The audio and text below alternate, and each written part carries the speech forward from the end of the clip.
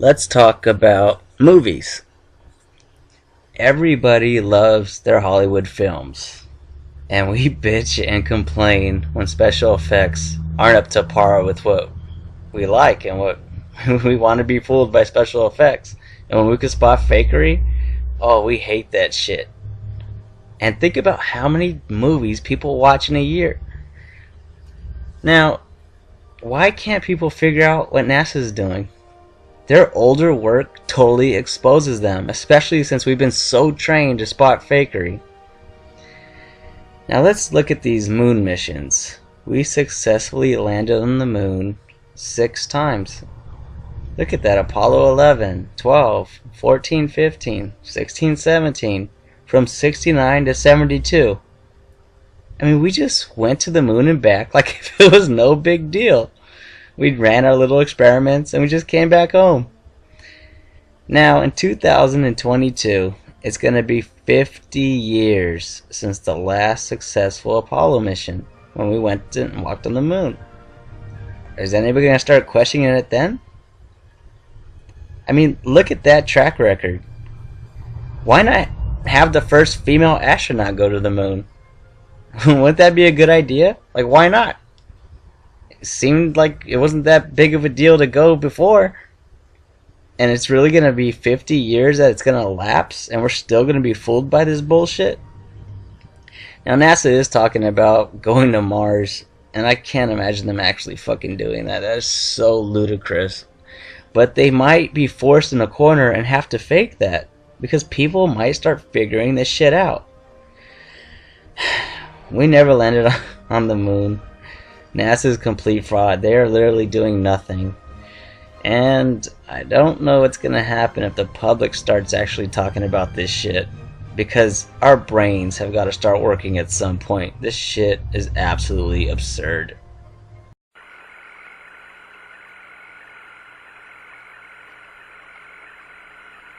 I'll just take him back there, put him under the seat. Okay. Need to take that one? No, I got it. Okay.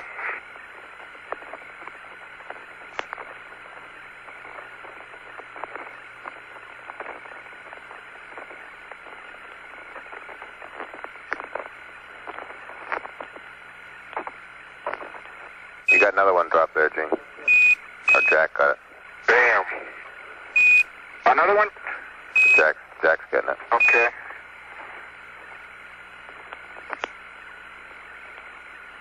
Jack, we gotta make a place in here for that full bag.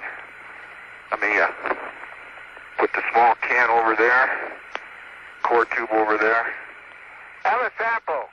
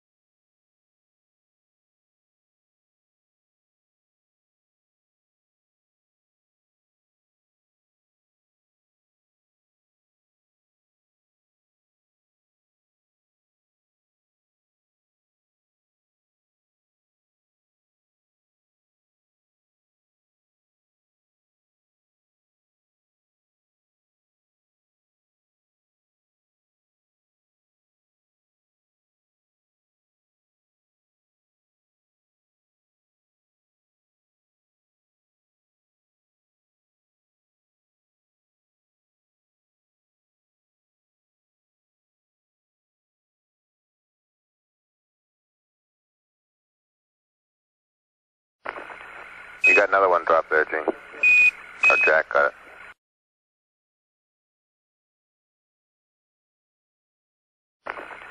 You got another one drop there, Gene. Or Jack got it.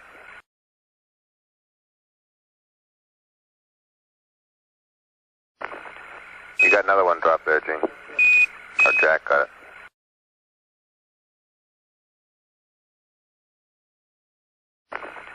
You got another one drop there, Gene.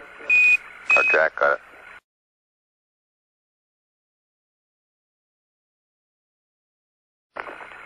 You got another one drop there, Gene. Or Jack got it.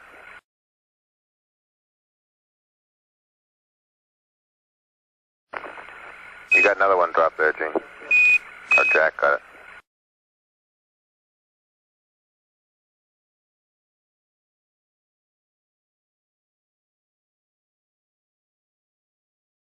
And they got high enough apparently to close them. My guess is in Earth orbit, if you closed your eyes and just paid attention, that you would see them.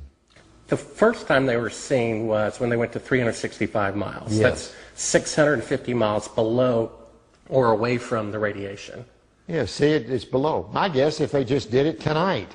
But see, if you're just going to sleep or closing your eyes or it's dark, you don't notice them. But if you'll close your eyes and pay attention, which we had an experiment to do, by the way, then you see them whistling by. Not on our mission, by the way, they hadn't been discovered yet. And not on our mission, by the way, they hadn't been discovered yet. And not on our mission, by the way, they hadn't been discovered yet.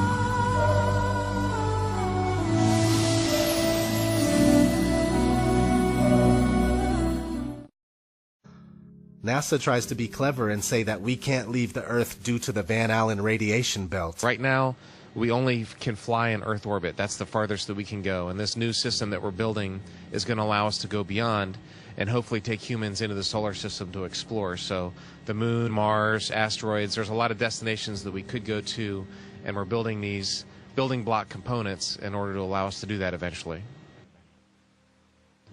The kinds of technologies that we're testing out on Space Station are definitely helping us with our goals of going beyond low Earth orbit. But if you're smart, you know that this is a cover for the dome. We can't leave Earth, people. I mean, Bill Nye the Science Guy even tells you this straight up. One thing I really want your generation to embrace is that the Earth is a closed system. We cannot leave the Earth. One thing I really want your generation to embrace is that the Earth is a closed system. We cannot leave the Earth. And you still argue otherwise. Not that we need Bill Nye to figure this out, because we don't. He's a paid-for liar.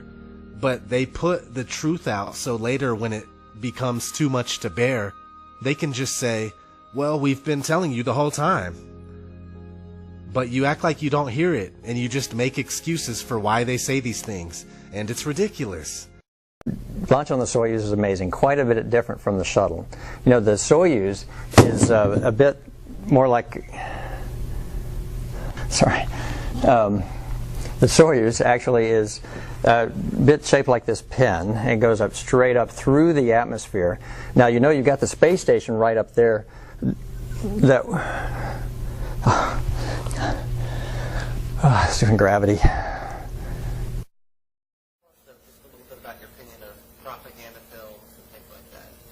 Well, since the government, our corrupt government, essentially controls the media, it's no problem for them to produce propaganda films. For example, for many years, John Wayne was presented as a hero, as a CB, as a Marine, as an Air Force pilot, or whatever, and he made war seem glamorous and dramatic and something that should occupy a young man's time. I have a Vietnam veteran who said, John Wayne conned me into killing 500 people in Vietnam. So what we're confronted with is a propaganda machine beyond comprehension and well-funded. During World War I, they produced films showing German soldiers spearing Belgian babies. And I might point out that National Geographic magazine picked this up and actually had presentations on this subject. And interestingly, National Geographic was one of the prime media to present photographs of astronauts cavorting on the moon. So to summarize, what American citizens are confronted with is this enormous propaganda machine. For example, the U.S. Air Force has the largest movie studios and more equipment in San Bernardino than any studio in Hollywood.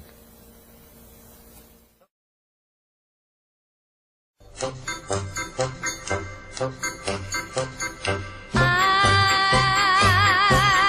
wonder if one day that you say that you care, if you say you love me madly, I'd gladly be there like a puppet on a string.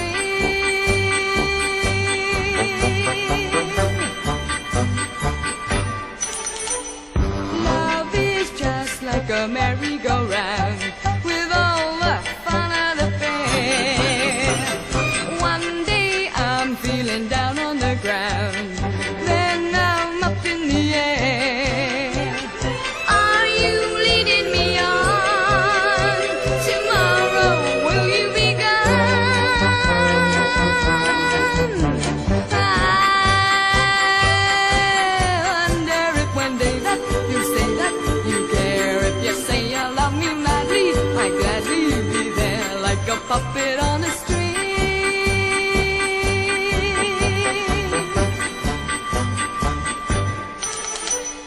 I may win on the roundabout, then I'll lose on the swings. In or out, there is never a doubt just who's pulling the strings.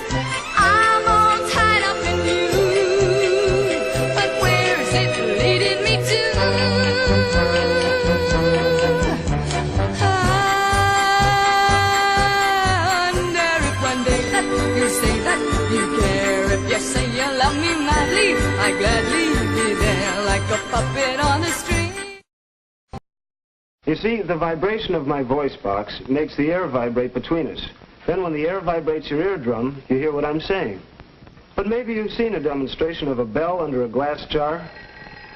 With normal air inside the jar, you could hear the bell clearly. But when the vacuum pump drew the air out of the jar, there was nothing inside to carry the vibrations of the bell. Nothing until the air was let back into the jar. They can't forget your photo numbers. And this is core tube number 2. Okay, just in fact, you're almost driving without a hammer. But if you'll hand it to me, I'll get it in a second. I'm going to take a couple more shots of this before we leave. Get all in, I get the pictures. Alright? Drive in real easy, Houston. The sounds in space, it's odd to have a hammer or a metal tool and bang it against something and hear absolutely nothing. You can, sound won't travel in a vacuum, so there you are outside and you could be hitting something, no sound at all. In space, since there's no atmosphere, there's no air, if you bang on something while you're doing your spacewalk, you will not be able to hear that. And this leads us to the dilemma of our final segment. All modern astronauts, such as Piers Sellers and Mike Massimino, claim to hear absolutely nothing when they're out on the International Space Station in the vacuum, banging away with metal tools and objects, whereas during the Apollo missions, all kinds of sounds have been recorded that should not be possible if they are on the moon in the vacuum of space. Okay, just in fact, you're almost driving without a hammer. But if you'll hand it to me, I'll get it in a second. I'm going to take a couple more shots of this before we leave. Get all in, I get the pictures. Alright? Drive in real easy, Houston. That does not sound like the spacesuit acting like a drum at all. It sounds like a metal hammer striking a metal object repeatedly with authority. Pictured is Alan Bean during Apollo 12 striking a metal core tube into the so-called lunar surface with a metal hammer. This is an interview with Apollo astronauts Alan Bean and Pete Conrad done by the Apollo Lunar Surface Journal. They are once again taking the position that the sound is coming through the hand and transmitting into the microphones in the helmet. Alan Bean says, "I would have said it wasn't possible," and Pete Conrad responds, "The other guy can't hear it." If the sound is coming through Alan Bean's microphone, then like his voice, it must be transmitted directly into the headset of Pete Conrad, so his statement makes no sense. Alan Bean's statement makes a lot of sense, since it would not have been possible in a vacuum. When Bean says, "I would have said it wasn't possible," he has science on his side. And he also has NASA on his side, at least up until August 19th, 2011. And this brings us to the most important graphic in the film. This is a web page that has been disappeared from the internet by NASA as of August 2011. It was at nasa.gov, running concurrently with the Apollo Lunar Surface Journal between 2009 and September 2011. However, this page, which was created for children, you can see the banner at the top, Lunar Science for Kids.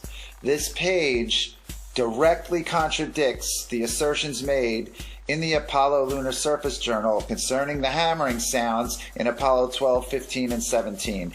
This page talks about the science involved with sound on the moon, and it does so correctly. And that is why NASA has disappeared it from the web. The contradiction between the journal and this page was brought up in the very popular Moon Zoo forum. And that is where I first became aware of the situation. Reader Tom128 pointed out the contradiction between the site for children and the journal. And I went looking for the site for children and could not find it. I then went to my favorite research tool, the Wayback Machine at archive.org, and I was able to find an old version of the page that NASA did not clean up. And whenever I see information go missing from the web, it always starts me thinking. And this was the genesis of the film. At that moment, I became a NASA moon hoax researcher. You've seen the image on the right of the graphic before. That is Alan Bean hammering a core tube during Apollo 12. And this is the sound of such hammering.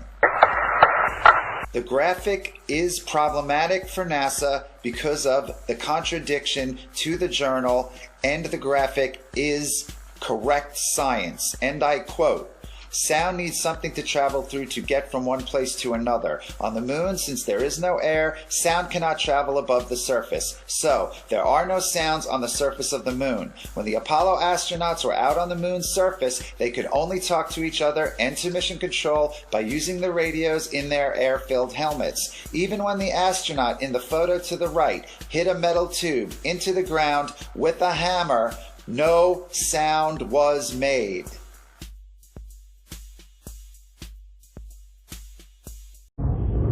That is amazing. That is amazing. Doesn't that make you feel small? Like nothing even matters. She turned her tender eyes to me, as deep as any ocean, as sweet as any harmony. But she blinded me with science.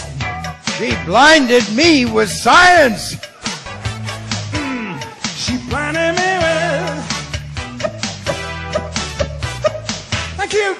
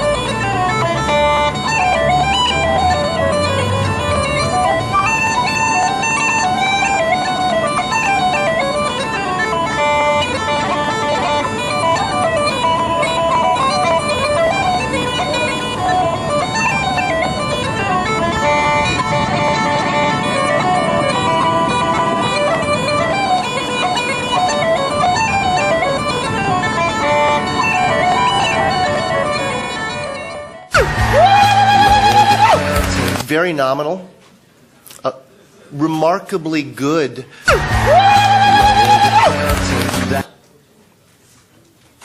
Beautiful, really beautiful. An actor. Hey, know what I mean? Know what I mean? That's nuts. Know what I mean? Say no more. Know what I mean? And if you don't agree with it, you get your fingernails pulled out. But Mr. Kako, it's the same with democracies, and American democracy, I think, is a prime example here, because if you disagree with the American way of living a life, you know, you face a very real danger of a war being pushed onto your country. Let me ask you a question, right? In Afghanistan, do they harbor terrorists who wanted to do damage to the United States? I don't know do that. nations... And okay, let me ask you a question now. On tape, let me ask you a question. Absolutely. Who was behind 9/11? Are you a conspiracy theorist? Not Are really. you these people that think that maybe George W. Bush toppled his own building? What do you think is behind 9/11? Let me ask you that question. Who was behind 9/11? I think... Let me ask you a question. I heard Who your was question. behind 9/11? Mr. Kako, I think... Answer me a simple question. Who is behind 9/11? I give you the courtesy of being on your show. You should give me the courtesy of answering one simple question. Well, okay, Who I is think behind 9/11? I do tend to believe in this conventional narrative of Al-Qaeda and Osama bin Laden being behind that tragic and horrendous attack. But the question is whether the death of those people justified hundreds of thousands of people who were killed afterwards. And I don't think the goals that were set out before that war were actually achieved during that war. And that's the biggest problem. You've been very critical of radical groups trying to impose that sort of that point of view, and I totally agree with you. But I think the way and the means that democracies employ are not much better.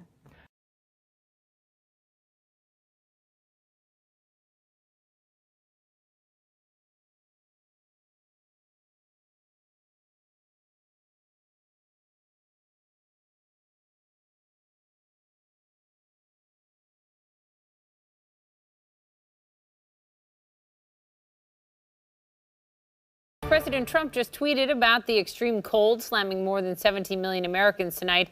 But here's the breaking part. His tweet also mocked the science of climate change. The president writes, in the East, it could be the coldest New Year's Eve on record. Perhaps we could use a little bit of that good old global warming that our country, but not other countries, was going to pay trillions of dollars to protect against. Bundle up. This as a crushing cold front sweeps the country. Frigid temperatures have settled in from Massachusetts through North Dakota. Let's go to our meteorologist, Allison Chinchar, in the Weather Center. International Falls, Minnesota, my great home state, breaking records once again. 36 below or something crazy like that. Yeah, and other states are going to be breaking their record lows, not just tonight, but for the next several nights.